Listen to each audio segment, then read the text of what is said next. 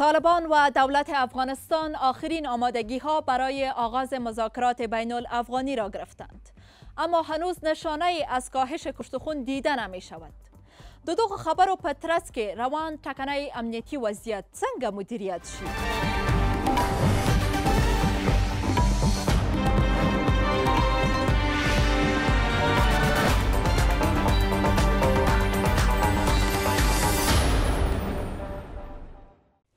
جوړ تازه آزاد جرګې ته ستړي مشئ.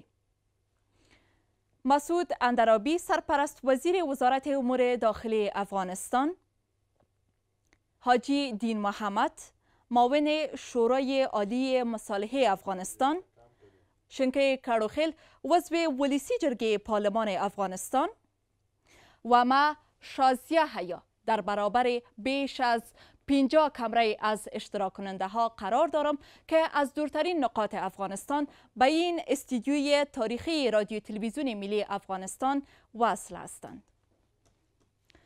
ساختار برنامه ما با حفظ توصیه های وزارت صحت عامه با ویژه شستن مرتب دستان و فاصله اجتماعی مد نظر گرفته شده. جرگه آزاد را با پرسش از اشتراک کننده ها آغاز می کنیم. به مزار شریف میریم و از خانم انیسه میشنویم.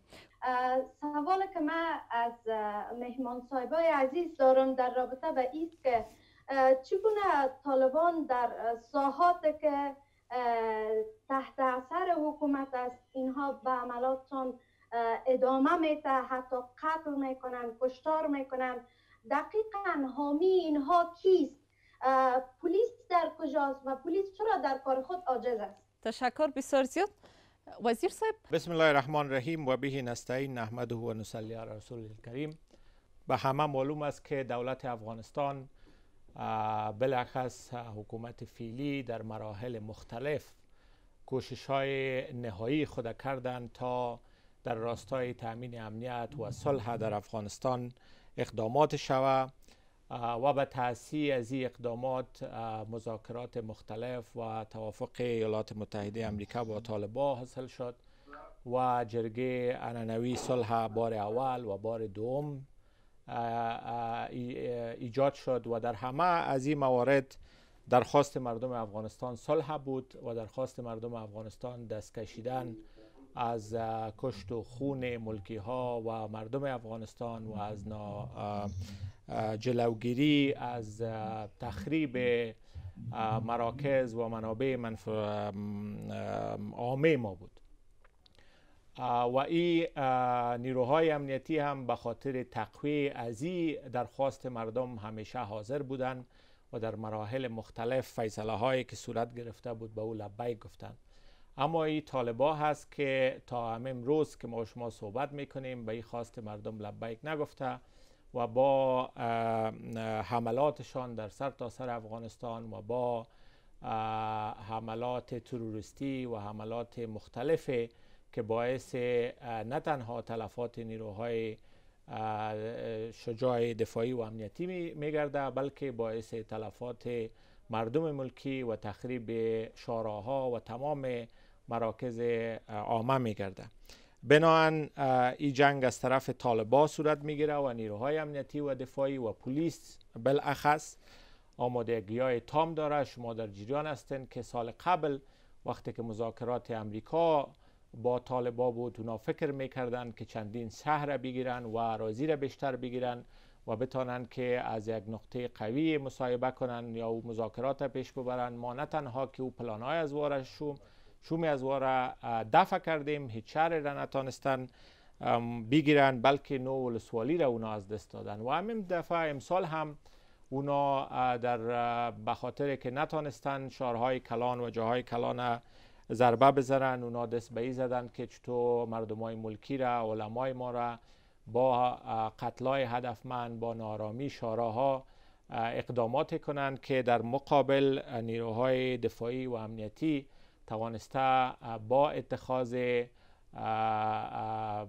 اقدامات اینا را دفع کنه و از پیشروی و از کشت و خون بیشتری از یا جلوگیری کنیم. خب وزیر صاحب، اگر مذاکرات بین الافغانی آغاز شود و بعد از مدت اگر کدام توافق صورت بگیرد، در جریان مذاکرات بین الافغانی و بعد از توافق به خاطر تامین امنیت شما برنامه‌تان چی است؟ سکتور امنیتی در مراحل مختلفی که مذاکرات و بحث صورت گرفته بود، شما در جریان هستین که آتش بس بود، یک مدت بحث از کاهش خشونت برای یک هفته بعد از عید بود که سکتور امنیتی در کل ظرفیت و توانایی‌های خود به خاطر تغییر از یک حالت جنگی و هجومی به حالت دفاعی و به حالت دفاع فعال با یک ظرفیت خاص در سرتاسر افغانستان در کمترین موقع آمدن. ما این تجربه را داریم و در عین حال ما آگاه هم هستیم که حیله های طالبان دارند که از این فرصت استفاده کنند و به تبلیغات و موارد دیگه موصل شوند که بالمقابل ما جواب از واره به شکلی که شاید و باید بود دندان شکن دادیم و ایره ادامه میتیم. در صورتی که طالبان واقعا به خواست مردم افغانستان لبیک بگویه و واقعا یک آتش بس و یا یک کاهش خشونتی که اونا برپا کردن واقعی بیاین، ما میتونیم که با تکتیکای مختلفی که تجربهش هم داریم ما نه تنها که تامین امنیت کنیم بلکه سبب ازی شویم که مذاکره کننده های ما و مردم های ما با اطمینان خاطر و با اطمینان کامل در مذاکره اشتراک کنند و مطمئن باشند که سکتور امنیتی و نیروهای دفاعی و امنیتی قاطعانه وضعیت آگاه و در مقابل هر نوع دسایس طالبان استادگی خواهد کرد. تشکر. اغلی کړوخیل هر کله چې د سولې خبرې تودیږي ورسره تاوتریخوالی هم زیاتیږي، دا چې د امتیاز لپاره کیږي او یا هم د ځینو نورو سیاسي مسایلو لپاره. خو دلته بیا هم خلک قرباني کیږي. د خلکو د استازي په توګه ستاسو وړاندیز حکومت ته څه ده؟ سلامونه تاسو ته د میز ګډونوالو همدارنګه د مختلفو ولایتونو محترمو خویندو ورونو ته سلام علیکم. باید وایم چې د افغان ولس هیله ده د حکومت او همدارنګه د طالبانو څخه چې نور باید افغان کشي نه لاس ونیسي، ځکه چې طالبان هم غواړي چې په افغانستان کې یو راتلونکي سیاسي موقف ترلاسه کړي، نو دا په افغان کشي باندې نشي کولای. یعنی هیڅوک نشي کولی په افغانستان کې په اجبار او په وژنه باندې خپل ځان ته ځای پیدا کړي.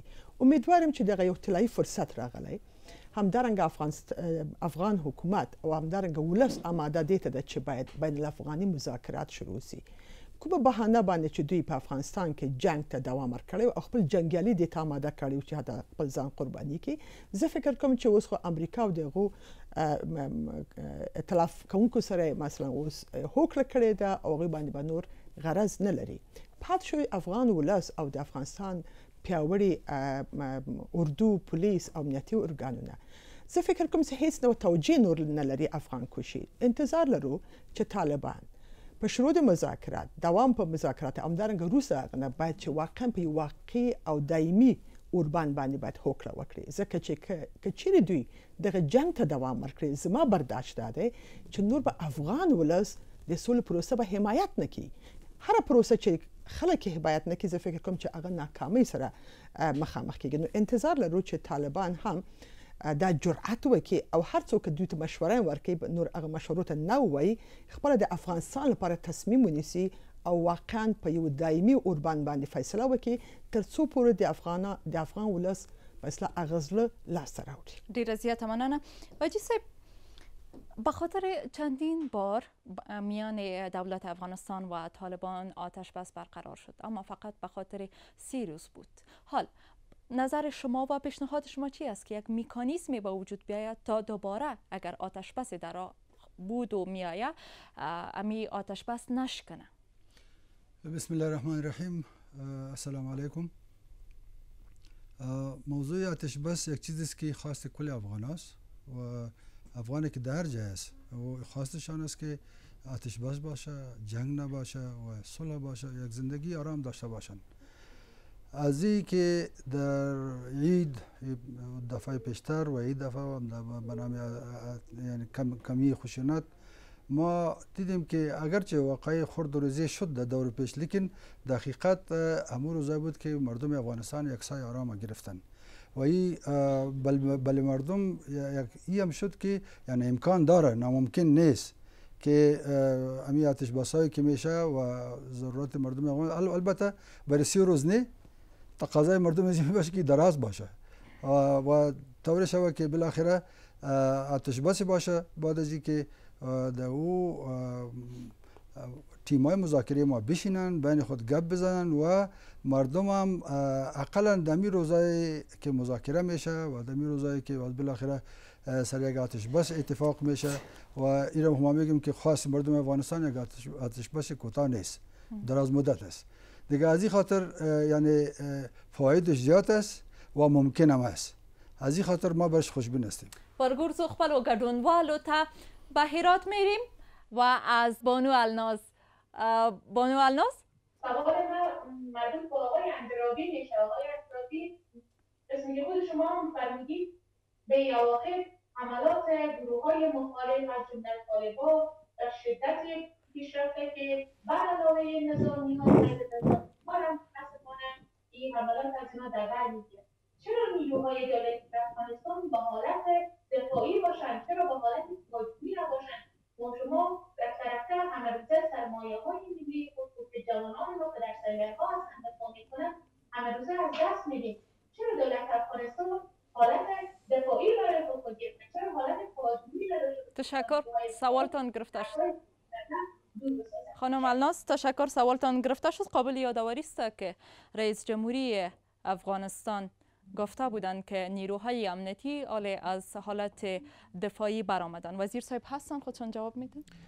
طبعا خانم ملناز، طالبا وقتی که در جبهات سقوط میخورن و در امسال خصوصا استراتژی که انتخاب کردن به خاطر که مردم اخفال کنن، اونا سطح خشونت های خود ادامه دادن ولی اعلانات زیاد نکردن و تبلیغات زیاد نکردن و در پالی از اونا در صدد ازی شدن که اگر مردم و افراد نیروهای نظامی را، متنفذین علما را بتانن تارگت کنن یا هدف قرار بتن یا مین گذاری را در ساحاتی که آسیب پذیریش بالای مردم بالا می باشه این کارا را کنن، میتونن که به امی حضورشان و به امی خشونتی که اونا به او عقیده دارن ادامه بتن.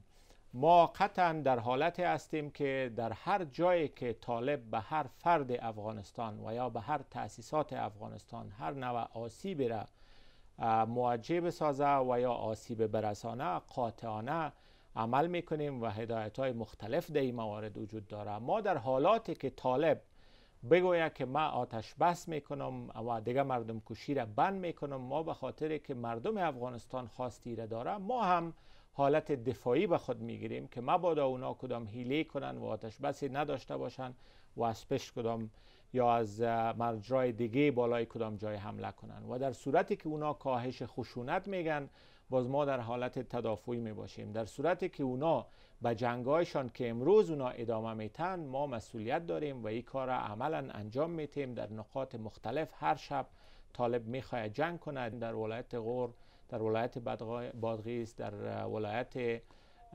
بغلان اینا حملات داشتن، بالای بغلان مرکزی حملات داشتن که با تلفات 40-50 نفر اینا عقب نشینی کردن و دوباره رفتن و ایره شما اطمینان داشته باشین که ما کاملا برای دفاع از مردم افغانستان آماده هستیم و در عین حال برای خواست مشروع مردم افغانستان که صلح میخواین هم میتونیم که امو وضعیت تدافعی یا عملیاتی خود داشته باشیم. تشکر. شما بیننده و شنونده جرگه آزاد، برنامه مشترک BBC و رادیو تلویزیون ملی افغانستان هستید. خب باز هم نوبت به اشتراک کننده ها میرسم. من میبینم در اینجا در اسکرین اکثریتتان دستتان بالا کردین. حال میریم به هرات از آقای راکش تلاش و خانمشان که هر دویشان نقاش هستند و در نقاشیشان اکثریت پیغامشان در مورد صلح می باشه میشنویم. بفرمایید. سلام خدمت مهمانان عزیز و کسانی که ما را میبینند. ما و آقای تلاش یک زوج هستیم در راه نقاش و که تابلم که امروز میبینیم پشت سر ما، امروز ما نقاشی کردیم به خاطر پروسی صلح بوده و مخصوص همین برنامه بود و ما در راستای صلح در زیاد کار کردیم، نمایش‌های متفاوت داشتیم و کارکردهای داشتیم که در ایران و در تمام ولایات موضوع صلح و پروسی صلح زیاد شده. تشکر. آقای راکش اگر مختصرا کوتاه لطفا سوالتان پرسان کنین، اشتراک کننده ها دیگه هم هستن منتظر می باشن، لطفا کوتاه. ممنون شما. از سلام آدم اطلاع بدم خدمت مهمانان نهایت گرامی. سوالم از جناب اندرابی هست. فیگورهای سه گروه متعارض، طالبان، مجاهدین، تکنوکرات ها، با استفاده از این مبنا در تلاش شبکه‌ای گفتگو بین افغان‌ها آیا به شکل واقعی هستند؟ شما فکر نمی‌کنید اینها در حال چندستان برای کسب جایگاه بیشتر و ساختار سیاسی برای خود میباشند تا سهم بیشتری از منابع را دست آورند؟ تشکر از جان صدر. تشکر. وزیر صاحب به شما برمیگردیم. خانم کروخیل میخواستم کوتاه نظر شما هم داشته باشم. در یک طرف خب مسئله خشونت ها بین طالبان و دولت افغانستان است، از طرف دیگر بعضی از مردم نگرانی دارند که در اینجا گروه های دیگر تروریستی هم هستند که باعث افزایش خشونت میشه. به خاطر مدیریت آنها نظر شما، پیشنهاد شما به حکومت چی است؟ به نظر من نه تنها برای حکومت افغانستان بلکه وقتی که ما میریم طرف مذاکرات بین الافغانی واقعا ما برای یک مکانیزم بسیار جدی و جوابگو نیازمند هستیم. برای از اینکه هست کسایی به انگلیسی میگه سپایلر و یا کسانی که مخرب از این پروسه است نشود، برای از اینکه این پروسه را برهم بزنند و کسانی که واقعا نفع خود را در این پروسه صلح نمیبینند، چه باعث باشندگانی که در مابین افغانستان گروه های خاصی هستند و یا اینکه کسانی که در بیرون سرحدات افغانستان وجود دارند، چون در منطقه گروه های تروریستی مختلفی وجود دارد، می شود که اونا عملات را بر راه پرتند تا بتونن که این پروسه رو برهم بزنن. به من خاطر ما فکر میکنم که وزیر صاحب اینجا حضور دارن، ما برای یک مکانیزم مختلطی که از ارگان‌های دولتی، سازمان‌های غیر دولتی، رسانه‌ها و همچنان اینجا حمایت قاده کسایی که وجود داره و همچنان امریکا که در رأس ممالک ناتو مکانیزمی ساخته شود که واقعا یک مکانیزم جوابگو باشد. هر کسی که میخواد پروسه رو اخلال بکنه، برای اینکه گروه های تروریستی در جایی که فعلا متوطن هستن و مسئول هستن و از اونجا که مثلا میتونن که اونا بسیار به مسئولیت کامل بیاید در افغانستان تخریبات برآورند، باید که ممالک مانند پاکستان جوابگوی ازی باشه که چطور میتونه که در تامین امنیت شهروندان افغانستان باید همکاری بکنه و هر نوع حمله تروریستی را که میتونه که پروسه را برهم بزنه باید که جلوش بگیره و باید که دنیا اونا را جوابگو بسازه. ما نمیشه که ما صرف ارگان های امنیتی خود را مسئول در این باره قرار بدیم، برای اینکه واقعا گروه های تروریستی مختلفی وجود دارن اونا قابلیت یزیدی دارن با حملات چریکی خود میتونن که حتی بسته یک قلوردو رو به چالش بکشونن. من فکر میکنم که هر فرد افغان، هر شورا، فعال مدنی، رسانه ها، دولت افغانستان و همچنان دوستان ما که در راستا همراه ما بسته هم نظر هستن و حمایت میکنه پروسه را با جدا یک مکانیزم مختلط ساخته شود تا هر کدام ما بسته نظارت بکنیم تا نشود کسایی که میتونن که پروسه را برهم بزنن. وزیر صاحب اگه اجازه تان باشه یک سوال میگیریم بعدا باز شما میتونید که جواب بدین. خب میبینم که اکثریتتون دستان بالا کردین، حتما با خود سوال و نظر دارین.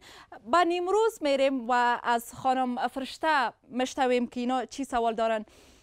فرشته جان، سوال من از وزیر صاحب بود که علاوه بر طالبان و داعش گروه های دهشت افکن دیگه هم در افغانستان وجود دارن، چرا جدی برخورد با اینها نمیشه؟ بعد از اینکه صلح بیاید، بعد از صلح با اینها چی خواهد شد؟ و او اشخاصی که در کوه هستن یا جاهای دیگر که علیه حکومت، علیه مردم دسیسه سازی میکنن، عاقبت اینها چی خواهد شد؟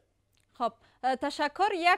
یک سوال دیگر را میگیریم، میریم به بهسود ولایت وردک. خانم امیری، سوال من مربوط آقای جناب وزیر صاحب میشه.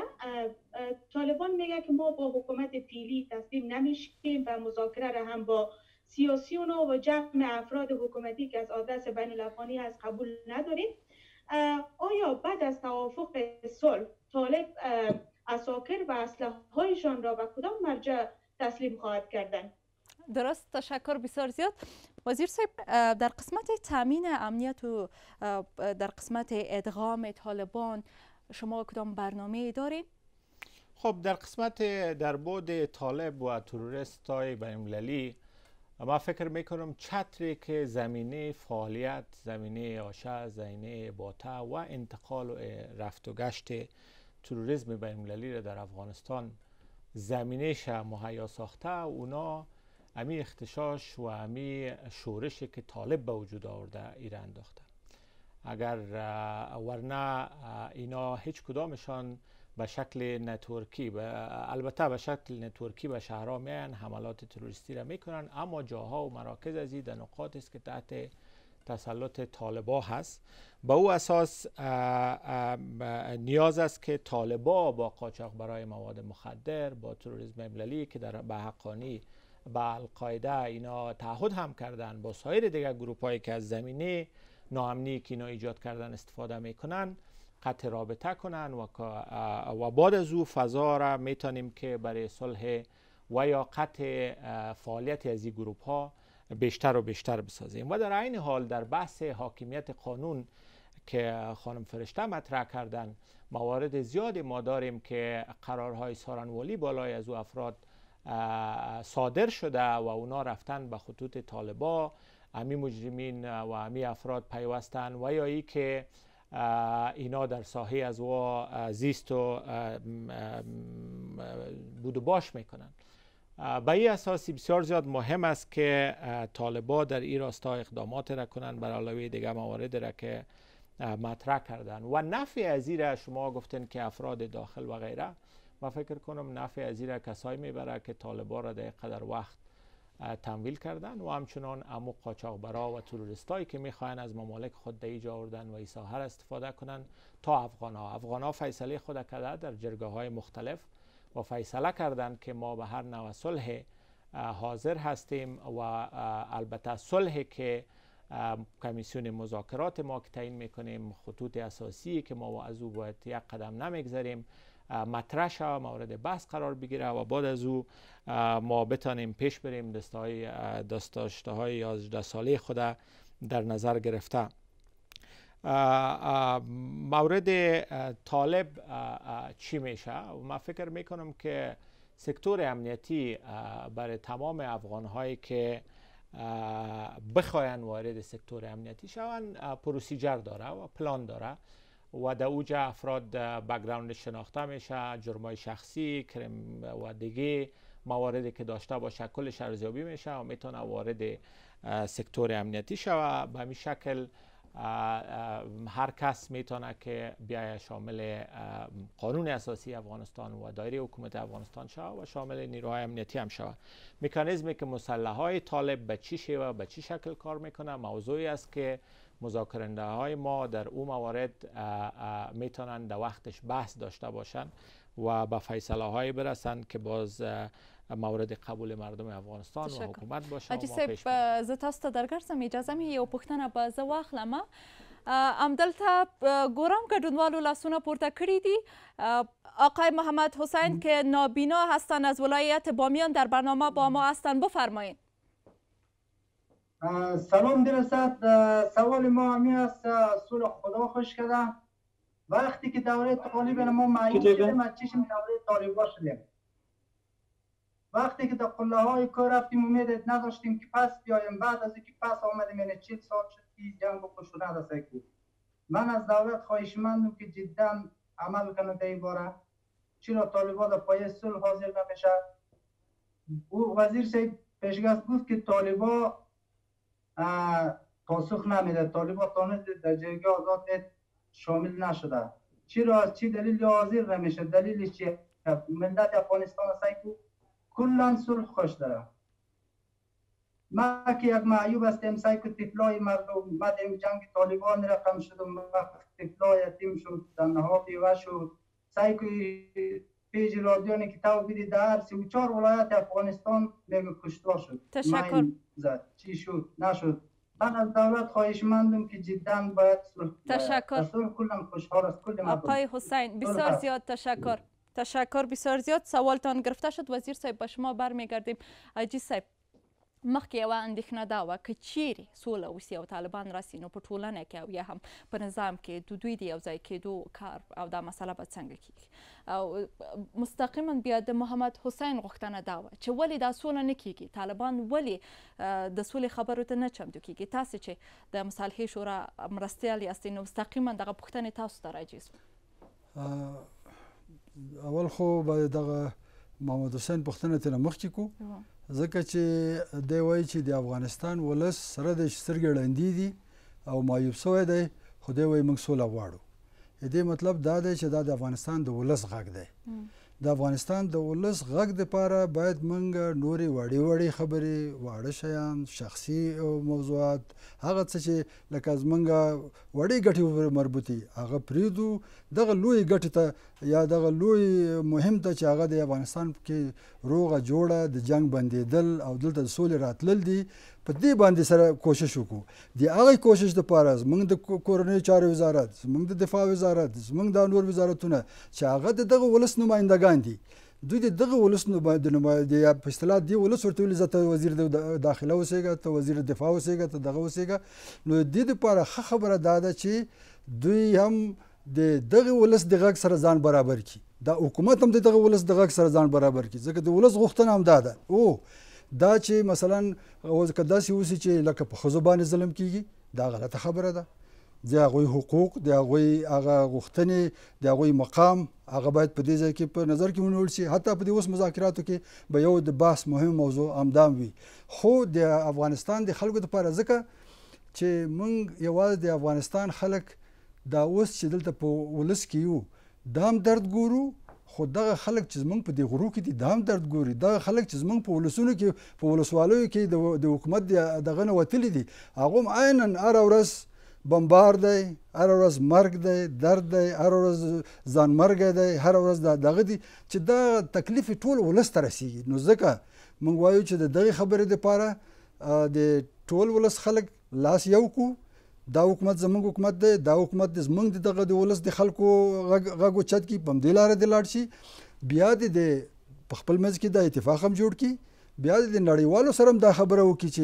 موږ دلته وړې ډلې چې نورې را پیدا کېږي او د بل ځای نه راځي او هغه بیا د موږ امنیت راته خرابوي بیا دې سره څوک لاسونه لري کوم خلک ورسره په دغه کې دي بیا موږ د نړیوالو نه هم دا غواړو زموږ ملت چې یو ځای شي بیا نړیوالو نه دا غواړو چې نړیوال د خپل رقابتونه چې روس او امریکا لري چین او امریکا لري او ایران او سعودي لري پاکستان او هند لري دا د نور په افغانستان کې نه کوي موږ کدا غټي ډلې دي کوړې ډلې د مهرباني وکړو د افغانستان د خلکو دغه درد دغه چې سترګې د لاسه ورکړي دي خو بیا هم ارڅ ورته خو بیا هم د سوله غواړي دغه سولې دپاره زه یقین لرم چې واقعي سوله راشي واقعي په دې وطن کې امن راشي دا به هغه پخوانۍ مرحلې نه وي چې مثلا زموږ په پښتنو کې ځینې خلک په خپل شخصي طبیعت باندې د ښځو د ځینې مرسلو سره وراني خو په اسلام یې اړی مثلا ځینې خلک وایي په طالبانو کې ځینې غلطۍ کړي دي همداسې زموږ حکومتونه هم ځینې غلطۍ کوي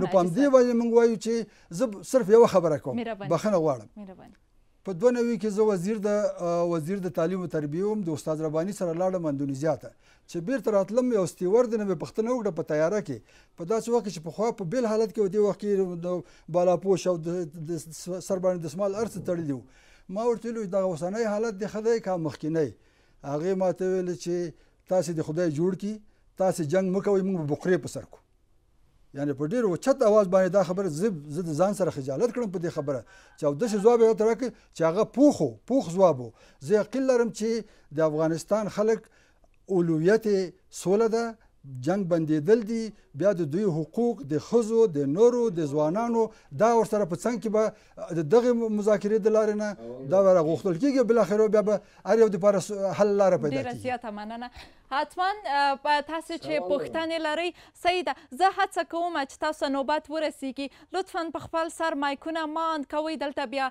شور ماشور جوړیږي تنه لاس پورته کوئ که یو وارې به هلمند ته لاړ سو هلمند ولایت نه مو پوښتنه نه ده اخیستې هلمند کې به له عبدالودود هجران نه به یې واورو هجران صاحب مهرباني وکړئ زموږ پوښتنه دا ده چې دغه موجوده بنسټونه چې د سولې پروسه مخته وړي آیا دوی څومره چمتووالی لري د کدري ظرفیتونو له حیثه د تجاربو له حیثه د مذاکراتو د پلاوي د تنوع له حیثه ډیره زیاته مننه هجران صاحب. دلته ستاسو استازي په ولسي جرګه کې اغلې کړوخیل سته.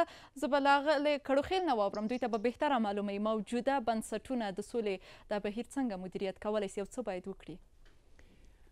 معلومدار زموږ فعلي بنسټونه چې د سولې د مدیریت په خاطر ده خصوصا د سولې د مصالحې عالی شورا انتظار کېږي چې هغه کسان چې مثلا واقعا په هیئت مذاکره کې نه دي ځکه چې په هیئت مذاکره کې خو زیاتره زموږ هغه سیاسي ډله ټاپلې د یوې سیاسي اجماع په خاطر ټول هلته په ځای شو.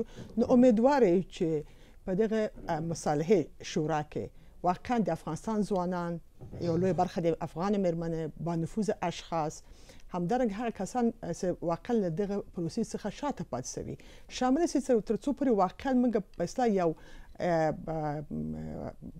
د ټول د هر طرف ته کسان په دې پروسه کې باید داخله اوسېږي ځکه چې همدغه کسان دي چې کولی شي چې د مذاکراتي پلاوي ته په اصطلاح هغه د لارې نقشه ورته تنظیم کړي او هغه اجنډا ورته برابره کړي په کوم مسایلو کې باید دوی همکاري وکړي. نو انتظار کېږي چې واقعا د یوه ملي پروسه سي او له هر ګوټ نه افغانان په دې کې داخله سي داسې نه چې دا د مصالحې شورا هم سیاسیون په اصطلاح اغوا کړي داسې نه خلک کې شامل شي تر څو پورې موږ ټول وکړو چې په مشترک شکل باندې دا پروسه مدیریت شي.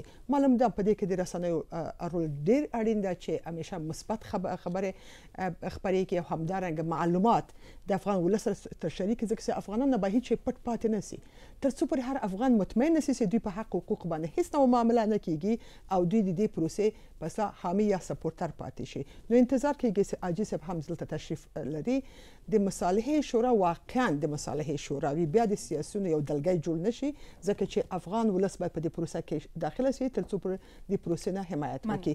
بیا معلومدار نور کسان هم په دې پروسه کې کولی شي خپل رول ولوبوي لکه امنیتي ارګانونه یا زموږ نور بهرني دوستان. همدغه د امنیت خبره اشاره وسوله وزیر صاحب په همدغه موجوده بنسټونو کې یو بنسټ هم د کورنیو چارو وزارت ده او خبره د امنیت راځي نو د ډیریو خلکو سترګې تاسو ته اوري که چیرې بین الافغاني مذاکرات پیل سي پوښتنه به مې شاید ظاهرا تکرار ښکاره سي خو بیا هم خلکو ته دا سوال دی چې په دې بهیر کې به د امنیت مدیریت څنګه کیږي تاسو مشخصا برنامې او پروګرامونه ورته څه طبعا زه به د ټولو امنیتي او دفاعي ځواکونو ظرفیتونو چې دی لري دا باندې باید هم وغږیږم او هغه اول دا دی چې تاسو دغه څو ورځې مخکې تمرینات ولیده د اردو پولیس او امنیت یو ځای او تاسو ولیده زموږ هوایي قوه زموږ هغه استخباراتي شریکولو مراکز زموږ د کشفي او تخنیکي ظرفیتونه او همچنان د هماهنګي اطلاعاتي او هماهنګي عملیاتي ظرفیتونه دا ټول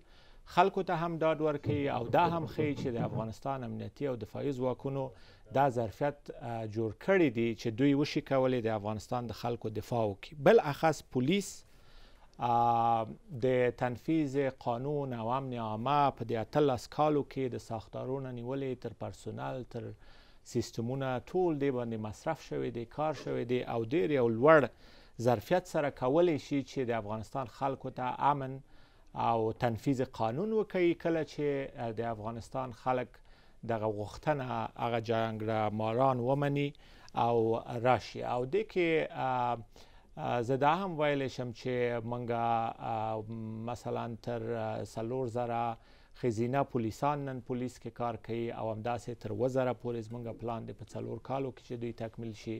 دوی کولی شي د افغانستان ګوټ ګوټ کې ټول خلکو ته او هغه ښځینه مشکلات چې لري دوی چې څه پولیس ته ضرورت لري دوی ته رسیدګي وشي کولی آزادانه د افغانستان قوانین سره سم او همداسې د امن عامه او نظم عامه په بخش کې ډېر لوړ ظرفیتونه مراکز پولیس سټیشن دا ټول هغه امکانات دي چې موږ کولی شو چې په کار یې واچوو چې کله صلح شي هغه کله کیږي چې پولیس راشي او ښځینه هر ځای کې ښځو ته خدمات وړاندې کړي هغه دا وخت کیږي چې طالبانو د جنگ نه لاس واخلي او پولیس د جنګ ووځي تطبیق قانون ته توجه وشي کولی او دې لپاره زه تاسو ته د اطمینان درکوم چې د پولیس ساختار او بنسټ دې ته مکمل آمادگی لري چې د یو صلح په مده کې د افغانستان د امنیت او تنفیذ قانون ډیر مسؤلانه او مسلکي اجراات ولري. وزیر صاحب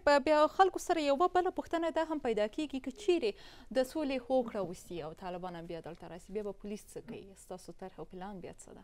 داسې دی چې طالبانو څو جنګیالي لري چې په مختلف افغانستان کې عملا جنګیږي او باقي د افغانستان خلک دي چې دوی مجبور دي چې هغه ساحې طالبانو سره دي، نو دوی مجبور دي چې هغوی هلته څه کار چې کوي هغوی ته یو ځای اوسي. نو هغوی که موږ طالبانو سره د سوله راشي او دوی آرامي راوړي او مذاکرات نتیجې ته ورسیږي، نو د افغانستان خلک هر ځای کې چې دي د قانون اساسي او د پولیس قانون سره سم دوی تابع دي. موږ به هغوی ته خدمات وړاندې کوو او دوی هغوی ته به رسیدګي کوو او هر څوک چې غواړي چې راشي د افغانستان امنیتي او دفاعي ځواکونو کې د افغانستان خلکو لپاره خدمت وکړي، د افغانستان پلیس اردو امنیت دروازې خلاصې دي.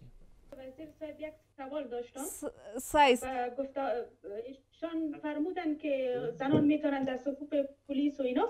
من جناب وزیر صاحب با حرمت بازم سوال من است که اگر مذاکرات کامیاب شود و یکی از خواسته های طالبان باشه که زنان در صفوف نیروهای امنیتی و خصوص وزارت داخله کار نکنند، من حیث وزیر داخله پاسخ شما چی خواهد بود در برابرشان؟ سیده ډیره زیاته مننه. سمنگان هنوز لطفاً مایک اشتراک کنیم. سایز حتما لطفاً در باریاب هم سم داده شود. مهربانی وکړه شیرعلي. پکتیکا ولایت د ګیان د ولسوالۍ څخه د جرګې محترم او مشرانو څخه دوه پوښتنې لري.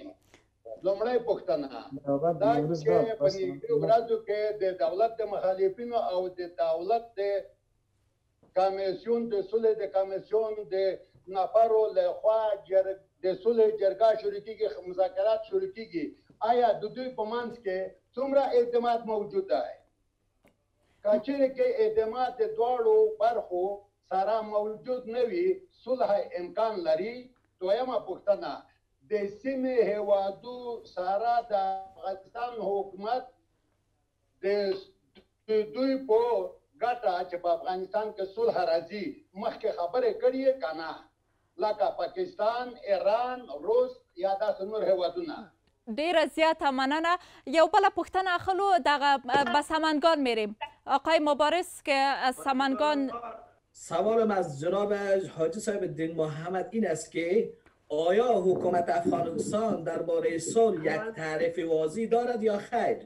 اگر دارد چرا هر روز برادرکشی و افغانکشی جریان دارد و تا هنوز طالبان هم از جنایتشان دست نمیبردند؟ یک. دوم این است که آیا دولت جمهوری اسلامی افغانستان متحد بر رسیدن به یک توافق صلح با طالبان است یا خیر؟ تشکر. سوال این است که چرا طالبان تا هنوز یک آجنده مشخص به خاطر نشست بین الافغانی را ندارند و شما شاهد هستید که مردم با عزت افغانستان خدمت صلح را پرداخت کردند. عبارت از رهایی 400 زندانی طالبان میباشد. تشکر. دا آزاده جرګه ده د بی بی سی او ملي رادیو تلویزیون ګډه خپرونه. اغلی کړوخیل شیرعلي له پکتیکا نه دوه پوښتنې وي چې غواړم چې تاسو ورته ځواب ورکړئ، بیا درې پوښتنې نور ته به حاجي صاحب ځواب ورکړي. یو خبره دا وکړله چې د سولې په خبرو کې د دواړو ترمنځ باور شته یا نشته، که چیرې باور نه وي نو دا خبرې به څنګه کیږي. بله پوښتنه یې وکړله چې همدغه سولې خبرو لپاره له ګاونډیو هیوادونو یا هغه هیوادونه چې د افغانستان په وضعیت کې مستقیما یا غیر مستقیما لاس لري ورسره خبرې سوي دي یا نه؟ د افغانستان د سولې په اړه خو زه فکر کوم چې جمهور رئیس لومړی ځل انتخابات وګټل او بلین سفر هم د سولې په خاطر باندې څنګه د منطقوي اجماع رامنځته کړي شروع وکړه، همدارنګه اسلامي مملکتو ته یې مخه وکړله. اوس خو دا دوم ځل ده، زه فکر کوم چې د افغان حکومت کاملا په دې باندې هوډ کړی ده. ښه نمونه یې تاسو وګورئ چې 15,000 بندیان بی اغنه چې مثلا هغه باقی کسان په دې لیست کې شامل اته په اصطلاح د حسن نیت د پروسې د آغاز لپاره وي خو د هغوی خلاص کړلو حتی د 400 تنو لپاره چې هغوی باندې مختلف جرایمو کې ښکیلو نه تنها مثلا په ارتباط د طالبان سره بلکې مختلف سنگین جرایمو کې ښکیل کسانو لوی جرګه راوغوښتله په ډېر کم وخت کې د جرګې د افغانستان د خلکو په اصطلاح هغه رضایت حاصله کړه تر څو پورې جمهور رئیس اجازه ورکړي مالدار حق العبدي حفظ چې هر وخت غواړي د په وړاندې باندې که څوک غواړي هغه اقامې دعوا کولی شي نو دا د افغانستان حکومت هوډ چې حاضر ده چې لاړ شي مذاکرات ته داسې څومره بین الافغاني مذاکرات لپاره یو بل باندې اعتماد موجوده په واقعیت کې زه فکرم تر اوسه موږ هم په تشویش کې یاستو ځکه چې آیا طالبان واقعا هم دغه آخرین بهانه و چې دوی غوښتل چې د بندیان خلاص شي او مذاکرات شروع کړي که نه نورې بهانې به وي امیدوار یم چې دغه اعتماد زر ترلاسه شي او زمونږ د مصالحې شورا مکمله شي دغه روابط له دوحې سره شروع کړي تر څو پورې هم او همدارنګه انتظار د بینالمللي ټولنې هغه څوک چې مثلا په دې پروسه کې غواړي افغانستان سره همکاري وکړي هغوی هم په اصطلاح طالبان سره خبرې وکړي او هغه څوک چې د طالبانو حامیان دي په منطقه کې باید هغوی باندې هم باید دا فشار راسي چې نوره باید خبره ونه ځنډېږي او مذاکرات شروع کړي زه فکر کوم چې اعتماد وروسته جوړېږي مخکې تر څنګه چې موږ دا خبرو ته داخل شو نو به موږ وخت به چې د انتظار شروع مننه حاجی صاحب از ولایت سمنگان 3 سوال مستقیما به شما راجع میشد از خاطر میخوایم که نظر شما را داشته باشم ما خودت فکر میکنم که همین که دکتر صاحب عبدالله و رئیس جمهور یک تفاهم کردن این برای صلح برای اطمینان مردم افغانستان یک کار خوبتر بود و یک قدم شد از خاطر زی تعریف صلح را در میجا ما یقین دارم که در مجموع هم دولت افغانستان مثلا هم دکتر صاحب عبدالله هم مردم افغانستان تعریف صلح را میکنن که یک حکومت یک نظام یک اجتماع ما داشته باشیم که در او زن و مرد و از هر قوم از هر قبیله از هر طایفه اینا خود ببینن و در عین وقت مطمئن باشن کسی دهقانی خدا میکنه کسی زمینداری خدا میکنه کسی مثلا دکانداری خدا میکنه یا با طفلش به مکتب میره مطمئن بره مطمئن بیایه این یک چیزی است که چیز عمومی است اینمی یک سوال است که آیا طالبان میاید در حکومت مدغم شوند یا چی شوند اینجا سوال است مثلا حکمتیار صاحب اونا در وقت خود آمدن در این نظام مدغم شدن لیکن طالبان به اونا به این قناعت ندارن و اونا میگن که مثلا ما گپایی که در مسکو هم رایشان زدیم در دوحه زدیم در چند جای دیگه زدیم اونا میگن که مثلا نهادها باشن نمی نهادها باشن البته در نهادها ما اصلاحات میخوایم و یک چیزی است که در زیاد اعتراض نیست اگر آدم قانع میشه که در این نهاد نقص است ضرر است و چی شود لیکن نهادی که مثلا پلیس در 18 سال 20 سال ساخته شده 20 سال ساخته شده ضرورت مردم افغانستان است و مثل که جناب وزیر صاحب گفتن که اگر از جنگ بیکار شود کار جنا اعاده حقوق مردم است در اجتماع خدمت است و برزونا باید اونا تربیه شوند ترینینگ شوند و اونجا با آماده زی شوند دیگه از این خاطر است که ما یقین دارم که اجندای صلح معلوم است و ما یقین دارم که حالی از این پاس دولت در مجموع با سیاسیون با همه یک زبان میشن و چی رو میخواین صلح رو میخواین و ما یقین دارم که وقتی که رئیس جمهور میگه و از این خاطر که ما دست چوکی بالا شدیم و مسئولیت دارم و نشوه که زیر دست ما در وقت ما که من رئیس جمهور هستم کارای شوه که سبب بر ملت ضرر برسه و اطمینان با کار داره و اطمینانش هم باید برش داده شود و ما یقین دارم که از این پس تنها یک گپی گفتن که اجندای طالبا یکی از دوستای دیگه این سوال کردن و ما یقین دارم که اونا تا جایی که آدم میفهمه با امریکایی به تفاهم رسیدن یعنی امریکایی میبره افغانستان اینجا اینا ضرورت دارن که با مردم افغانستان رو تفاهم کنن و همین مذاکراتی که شروع میشه این مذاکرات شاید مثلا به نظر ما همین باشه که اولش باید آتش بس باشه و دیگه از این خاطر اجندای از اونا هم شاید خلاص کردن بندیاشان بود اون بندیا خلاص شد دیگه شد دیگه. حالا موضوع مهم هم است که آتش بس شود، طور آتش بس شود که مردم برای گپ زدن و برای زندگی کردن موقع پیدا کنن. ډیره زیاته مننه. له فاریاب کې به له اغلې لطیفې نه واورم. اغلې لطیفه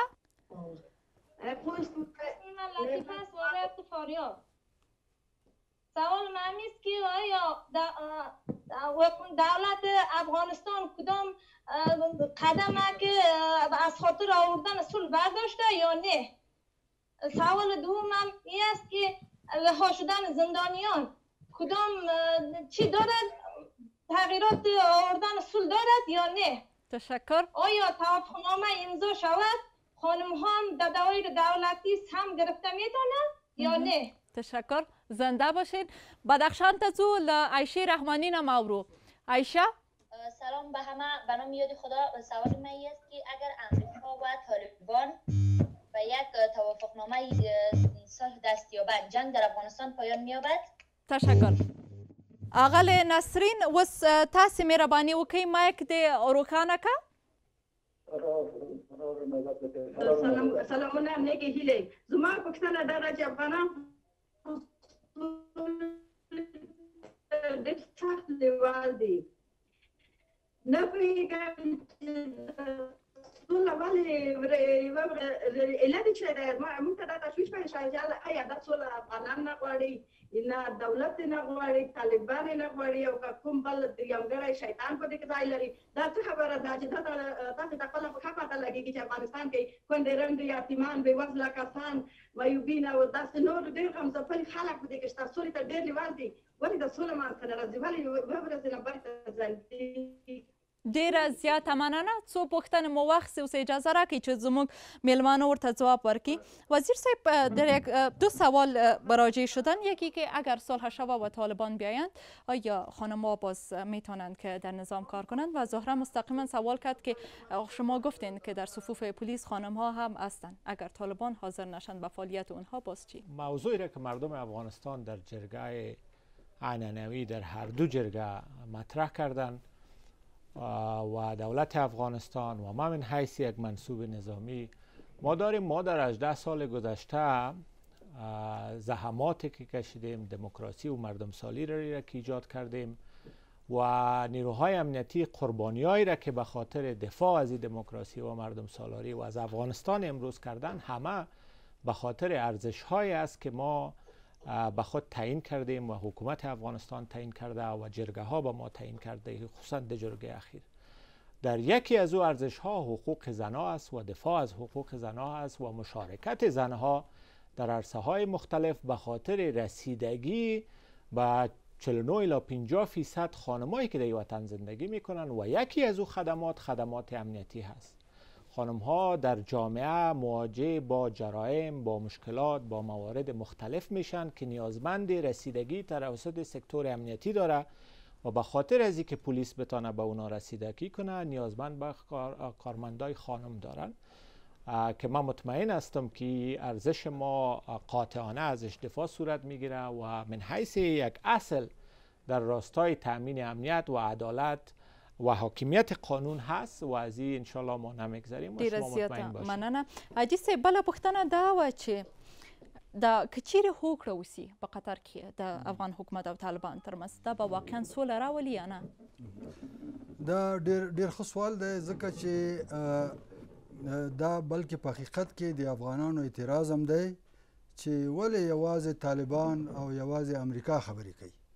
دلته د افغانستان ولس، خلک، حکومت دا ټول دلته پاتې وو. خو اوس چې دغه د امریکا ادارې او طالبانو خبره وکړه، موږ وایو د دې نه باید استفاده وشي. د دې نه استفاده دا ده چې د افغانانو ګټې لکه دلته چې دا دوستان یو ځای بل ځای نه دي، د ښځو حقوق دي، مثلا نور دلته امن دی، ازادي ده، دا ټول دي. دا په نظر کې نیولو سره د دې دپاره افغانان اوس پیش قدمه شي او هماغه ده چې مثلا زموږ د مذاکراتو ټیم جوړیږي. دا د مذاکراتو ټیم چې دغه هلته سره کینی نو بیا دوی خپل اولویت بندي کوي، خبرې معلوموي چې کومې خبرې زموږ اول مهمې دي او خصوصا دغه سوال چې آیا دې سره سوله راتلی شي که نه شي راتلی. داسې ده چې لکه اوس چې طالبان دي دوی هم ځانو ته افغانان وایي او هم موږ ورته افغانان وایو. دا چې شاید څوک په اعتراض لري چې دا د چا سر لاس لري چا سر لاس لري، دا بله خبره ده، خو دي افغانان که دا افغانان د دې وطن اوسېدونکي افغانان دوی سره غوږ وجنګوي، په خپلو کې سره خبره وکړي، ځکه دا د افغانستان خبره ده. دوی چې په خپلو کې خبره وکړه، دوی به په ټولو هغه مسایلو چې خپل منځ کې اختلافات دي هغه به حل شي. بیا هغه تروریستي ډلې یا نور چې د نور ځایونو نه راځي هغوی ته دوی په یو خوله باندې خبره کولی شي، او بلکې هغو بیا چې دا د ټول ملت لکه زموږ د کورنیو چارو وزیر صاحب دلته ولاړ دی، د دوی نظامي قوتونه، بیا داسې وخت کې چې سوله راشي هغې سره د طالبانو قوتونه، هغه نور د ولس همکاري، دا ټوله چې یو ځای شي، زه یقین لرم چې دغه واړه واړه ګروپونه چې تخریب کوي او ورانۍ کوي یا د چا په اشاره باندې دلته راځي او افغانستان بیا یو میدان د جنګ ګرځي، د دې مخه نیول کېدای شي او د سره سوله راځي. حاجي صاحب مننه.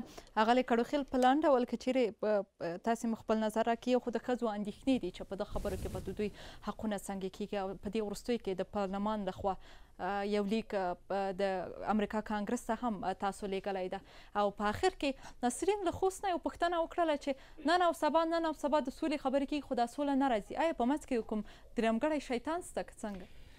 دا ولې د خور سوال ډېر پر ځای ده.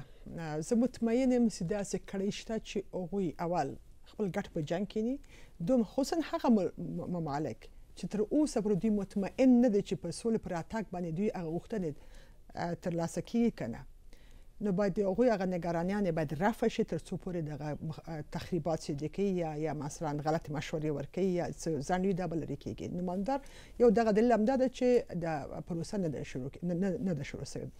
د بیخور په جواب که باید وایم که زنان افغان دیگه ضرورت نداره که برشان کی اجازه بدن که کار کنن یا نکنن.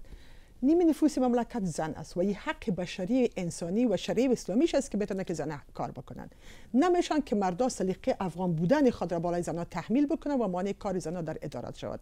امیدوار هستم که خواهران ما دیگر مایوس نباشن و منتظر نباشن که کیها بر از اجازه میتونن که کار بکنن نکنن. این حقشون است و ما باید حق خود را خود ما دفاع کنیم و ما باید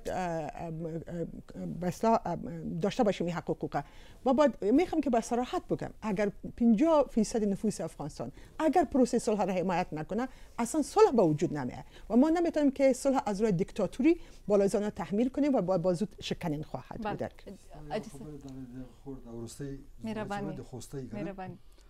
ولی صلح ناراضي وای په بس کې به کوم درمګړی شیطان خو نه موږ داسې وایو چې په مخ کې د کې شک نشته چې په دنیا کې داسې خلک شته چې په افغانستان کې صلح نه غواړي، خو د دې په څنګ کې دا باید ووایو چې اوس دا خبره چې ویل چې د امریکایانو او د طالبان منځ کې معاهده وشوه، 15,000 بندیان دې خوشي سي، 1000 کسه بندیان د دې طرف چې د افغانستان د امنیتي ځواکونو یا د نور دي هغه دې خوشي سي او بیا دې د مذاکره شروع شي. زه وایم چې اوس د مذاکرې د ځنډ دپاره چې هر څوک دغه جوړوي دا ځنډ جوړوي، که دا طالب جوړوي، که دا افغانستان حکومت جوړوي، که دا خارجیان جوړوي، هر څوک یې جوړوي ښه نه کوي، ځکه خیر په دې کې دی چې هم د طالب خیر په دې کې دی، هم د افغانستان خیر، د ولس خلک خیر، هم د نړیوال هم د چې دلته قراري راشي. نو په دې وجه موږ وایو چې دا بندیان هر څومره زر خوشي سي، دا قید نور ختم شي او دا مذاکره د شروع شي او په مذاکره کې د دوی دغه اولویتونو باندې سره د خپل ترجیحات دي په هغو خبره وکړي تر څو پورې بیا ویلی شي چې اوس څوک یې ځنډوي. ډېره زیاته مننه حاجی صاحب. در این قسمت برنامه ما میفهمم که هنوز هم دلتان پر است و سوال دارین، اما بشنوین گپ مرا. در این قسمت برنامه هر سه مهمان ما سوال از مهمانان ما خواد بودن، جواب از شما خواد بود. د خبرونې په دې برخه کې زموږ درې میلمانه دي، هر یو به یوه پوښتنه له تاسو کوي، لاس پورته کوي، هر چا چې غوښته ورته به ځواب ورکړي. صحیح ده؟ په دې برخه کې تاسې صبر وکړئ، ستاسو نوبت اوس تېر شه، اوس به نوبت زموږ د میلمنو وي چې له تاسو نه به پوښتنه کوي.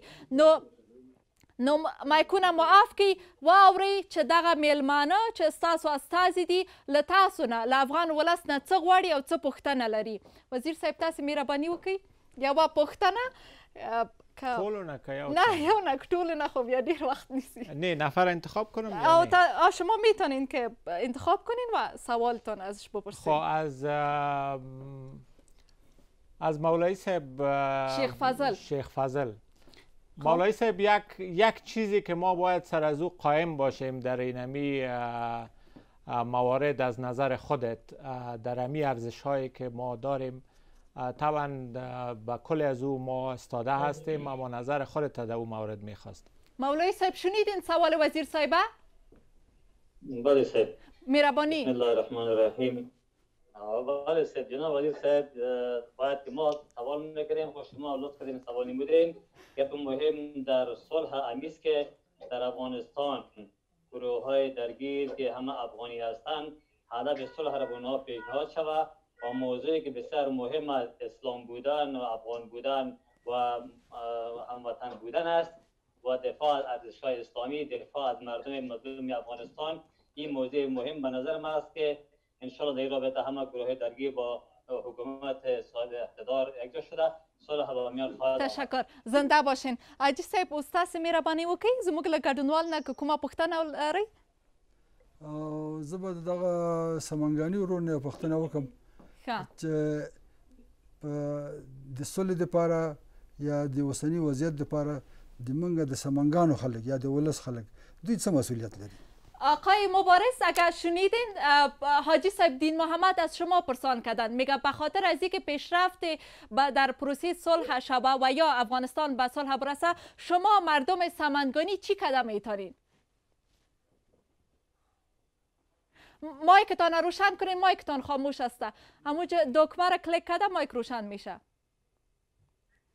تشکر از جناب آقای محترم. ما در سمنگان روحیه همدیگر پذیری را تمثیل میکنیم، روحیه اجتماعی را تمثیل میکنیم. اگر صلح بیاید ما روحیه افغانیت خود را تمثیل میکنیم، یعنی ما همدیگر پذیری را ایجاد میکنیم. ما هم من حیث یک جوان آگاهی میدیم و رو به انکشاف، رو به توسعه، رو به همدیگر پذیری و همدلی و هم پذیری و تشویق میکنیم جوانای خود به سوی مکتب، به سوی پانتون و به سوی همه اجتماعی را در بر بگیره با چیزا تشویق میکنیم. بسیار زیاد تشکر. تشکر. زنده باشین. جوابتان را گرفتیم. زنده باشین. اقل کروخیل تاسو مهربانی وکړئ. خب سوال ما از خانم جمیله رحمانی از دایکندی است. خب جمیله جان، مردم فکر میکنه که صلح را تنها حکومت آقای خلیلزاد و یا طالبان میتونه که بیاره، اما باید داشته باشیم که مردم افغانستان در پروسه صلح آوردن صلح و به تامین و یا تداوم صلح رول بازی کرده میتونن. او کدام رول است به نظر شما بازی کرده میتونن و خصوصا زنان افغانستان در جریان مذاکرات و بعد از او چه رول را بازی کرده میتونن؟ من میخوام که رول مردم در پروسه را بگوید. بله. بفرمایید. رول مردم افغانستان در پروسه بسیار اساسی است. اگر کسانی که در اراکین دولتی قرار داره و تمام میکنن که پروسه صلح در افغانستان بیاره، چون مدت‌ها مردم افغانستان ناامنی را تجربه کرده، کشتار ادامه دارن. مردم افغانستان باید اعتماد بین خود با وجود بیاره تا صلح. مردم افغانستان در حکومت اعتماد داره و نه بین خود اتفاق داره، چون قوم افغانستان همگی در سطح جنگ و دعوا قرار داره. امیل میشه که صلح افغانستان نیاید و تشکر. یعنی به درگذشت شود. خانم جمیله تشکر. مردم افغانستان هم بین خود بارمندی و اعتماد به وجود بیاره و هم به حکومت و اراکین دولتی و کسایی که در جوابتان گرفته شد. تشکر. تشکر. تشکر. آزاد جرګه مخ په خلاصېدو ده، وخت کم ده. زه ډېره بښنه غواړم چې د ځینو ګډونوالو پوښتنې پاتې سولې. با عرض معذرت که سوالای بعضی از اشتراک کننده ها ماند، اما وقت جرګه همقدر بود و خلاص میشه. په دې آزاد جرګه کې د کورنیو چارو وزارت سرپرست وزیر مسعود اندرابي، د ولسي جرګې غړی شنکۍ کړوخیل او د مصالحې عالی شورا مرستیال حاجي دین محمد مو میلمانه وو. آزاده جرګه مو همدومره وه تر بلې جرګې. تاسو ټول په لویه لاس سپارم. ښه وخت ولرئ.